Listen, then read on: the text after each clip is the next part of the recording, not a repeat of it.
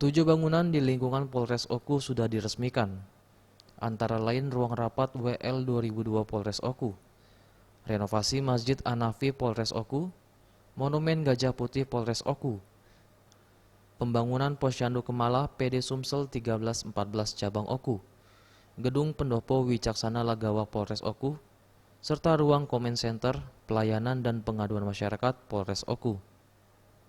Kapolres Ogan Komering Ulu AKBP Danu Agus Purnomo mengatakan, penambahan fasilitas ini untuk meningkatkan pelayanan terhadap masyarakat. Diharapkan dengan telah selesainya pembangunan tidak hanya bisa meningkatkan pelayanan terhadap masyarakat, serta diwajibkan untuk meningkatkan kinerja. Jadi pertama kami ke Posyandu yang ada di dekat kantor Bayangkara. Kemudian kami juga ada beberapa peresmian lokasi tempat untuk pelayanan masyarakat.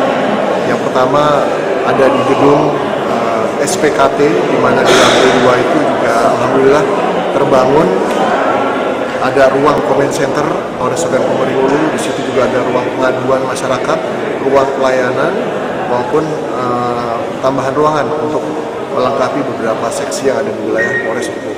Selanjutnya ada juga beberapa ruangan lainnya seperti pendopo yang sudah berdiri, kemudian juga ada renovasi masjid, dan ruangan ini yang alhamdulillah sudah selama 2 bulan lebih sudah mulai kita gunakan. Jadi kami informasikan kepada bapak-bapak dan ibu semua, alhamdulillah berkat dukungan dari pemerintah daerah serta dari seluruh unsur masyarakat, kami bisa berupaya untuk meningkatkan sarana prasarana, bukan lain dan bukan tidak adalah karena untuk mengupayakan meningkatnya pelayanan dari kepolisian dan seluruh personel Polres Oku dan jajaran kepada masyarakat. Agus Mihargo, Sriwijaya TV.